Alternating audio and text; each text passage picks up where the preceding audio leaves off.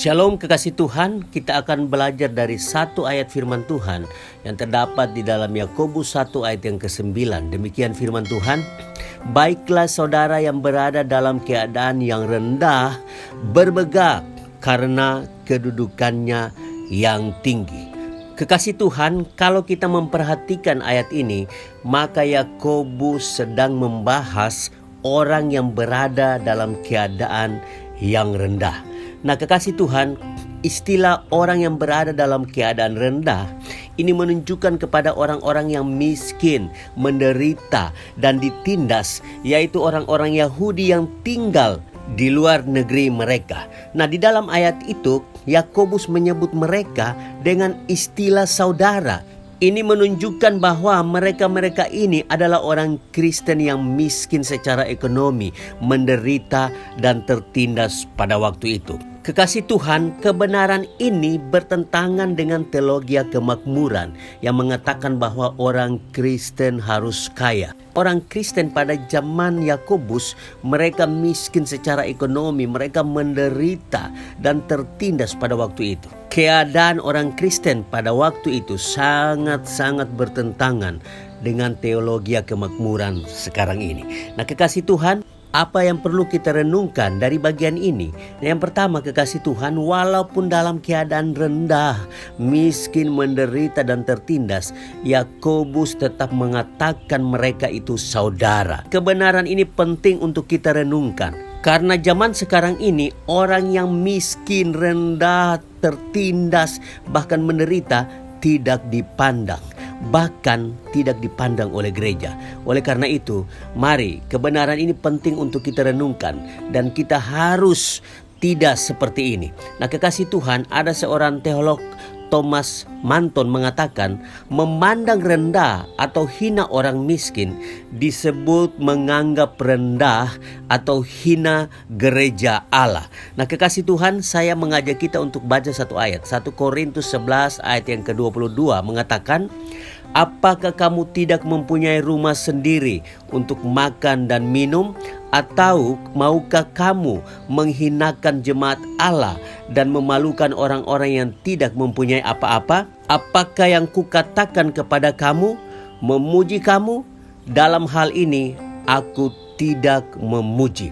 Kekasih Tuhan, jangan kita menyebut kamu tidak berharga kepada orang percaya karena Yesus sudah mati baginya. Jangan kita menganggap rendah di antara kita sesama orang percaya karena itu sama dengan kita sedang menghina Allah yang sudah menebus mereka. Nah kekasih Tuhan, ayat di atas berlaku untuk orang Kristen. Ketika orang di luar sana, orang yang tidak percaya menganggap rendah kita yang percaya kepada Yesus Kristus, maka mereka akan berurusan dengan Allah yang sudah menebus kita. Nah kekasih Tuhan, kita yang hina ditebus dengan darah Yesus yang mahal, membuat kita berharga di mata Allah. Jadi kekasih Tuhan, kita yang percaya kepada Yesus Kristus adalah orang-orang yang berharga di mata Allah. Jadi jangan menghina orang yang sudah ditebus oleh darah Yesus. Di antara kita jangan saling menghina satu dengan yang lain. Ketika kita menghina orang yang sudah percaya kepada Yesus, itu sama saja dengan kita sedang menghina Allah yang sudah menebusnya dengan darah yang mahal, yaitu darah Yesus Kristus. Kekasih Tuhan, kita akan melihat apa nasihat Yakobus kepada orang-orang yang miskin, menderita dan ditindas pada saat itu. Nasihat Yakobus pada mereka, yaitu kamu harus bermegah. Sekali lagi saya katakan, kamu harus bermegah. Yakobus 1 ayat yang ke-9 mengatakan, baiklah saudara yang berada dalam keadaan yang rendah, bermegah karena kedudukannya yang tinggi. Nah kekasih Tuhan, dari ayat ini ada beberapa kebenaran yang perlu kita pahami. Nah kebenaran yang pertama, yaitu ayat ini jelas menunjukkan bahwa dalam keadaan miskin, menderita dan ditindas, mereka tidak boleh bersungut-sungut. Jangan menganggap Allah tidak mengasihi dan memperhatikan mereka, dan Allah tidak adil dan tidak bijaksana dan lain sebagainya. Nah, kekasih Tuhan, jangan sampai itu terjadi.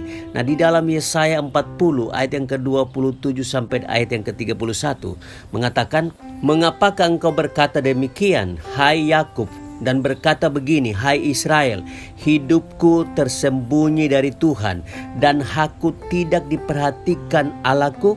Ayat yang ke-28, "Tidakkah kau tahu dan tidakkah kau dengar? Tuhan ialah Allah yang kekal, yang menciptakan bumi dari ujung ke ujung. Ia tidak menjadi lelah dan tidak menjadi lesu, tidak terduga pengertiannya." Ayat yang ke-29, "Dia memberi kekuatan kepada yang lelah dan menambah semangat kepada yang tiada berdaya." Ayat yang ke-30, "Orang-orang muda menjadi lelah dan lesu, dan teruna-teruna jatuh tersandung." Ayat yang ke-31 ini sangat penting. "Tetapi orang-orang yang menanti-nantikan Tuhan mendapat kekuatan baru. Mereka seumpama raja wali yang naik terbang dengan kekuatan sayapnya. Mereka berlari dan tidak menjadi lesu. Mereka berjalan dan tidak menjadi lelah."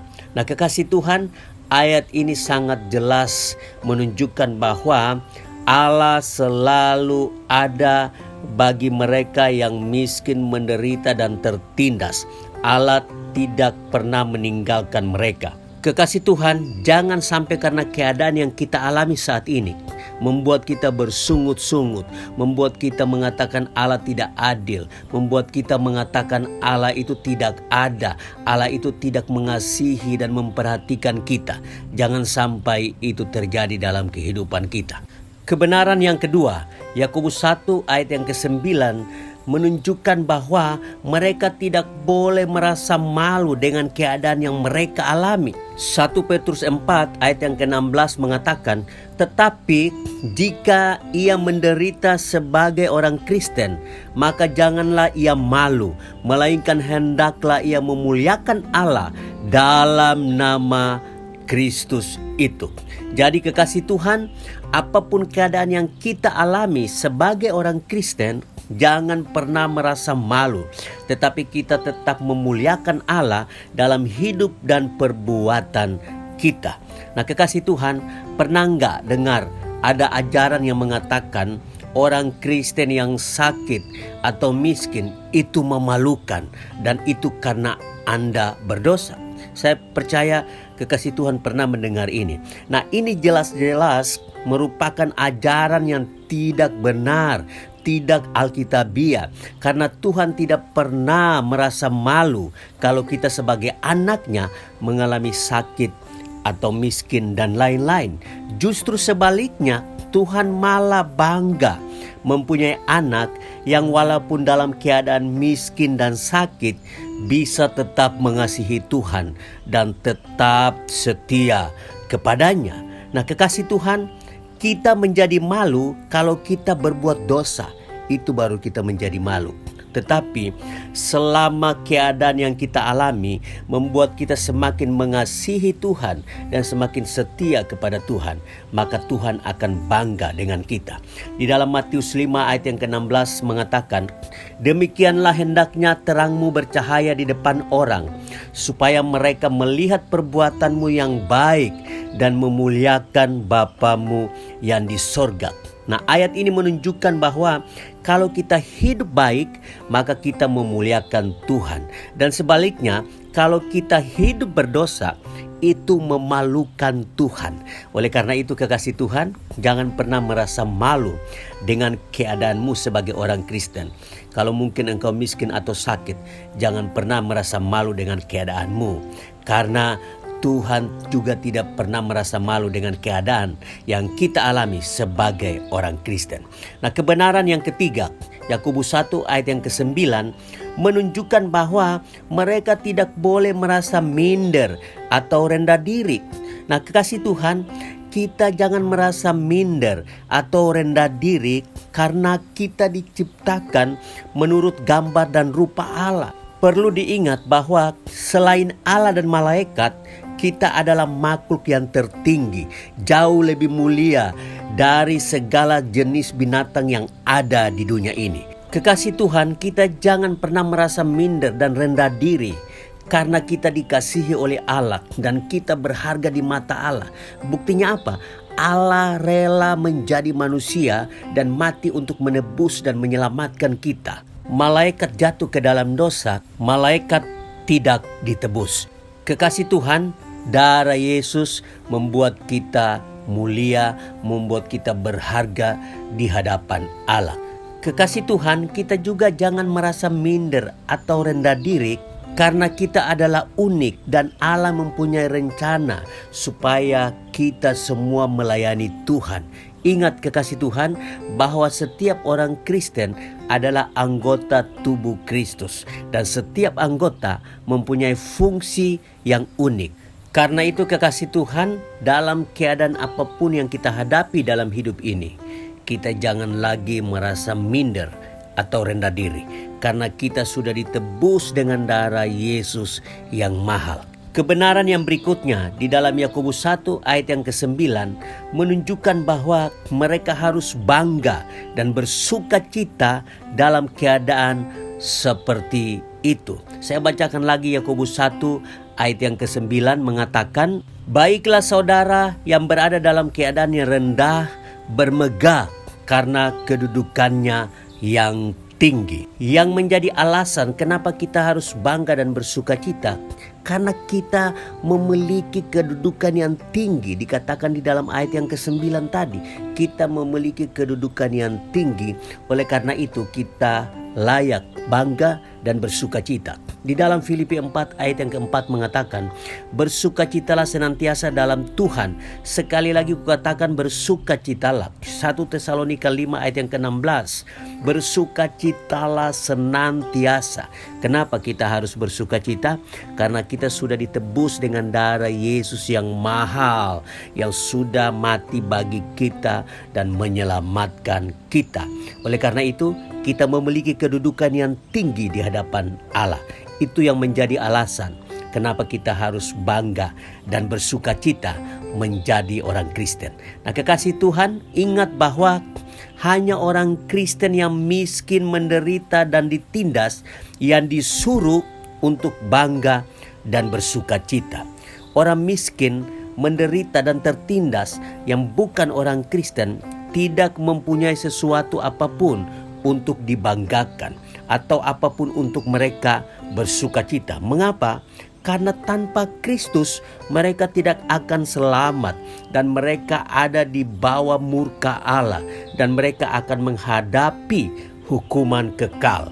Nah, kondisi ini menyebabkan mereka harus menangis, bukannya bangga atau bersukacita. Tetapi kita orang yang percaya kepada Yesus Kristus, kita bangga dan bersukacita karena Kristus sudah mati bagi kita. Itulah alasan kenapa kita harus bangga dan bersukacita sebagai orang Kristen. Karena kita sudah ditebus dengan darah yang mahal. Darah Yesus sudah menebus kita dan kita sudah diselamatkan. Inilah yang membuat kedudukan kita tinggi di hadapan Allah. Dan kita harus bangga dan bersukacita. Kekasih Tuhan, mungkin saat ini kekasih Tuhan tidak berada dalam keadaan miskin, menderita dan tertindas.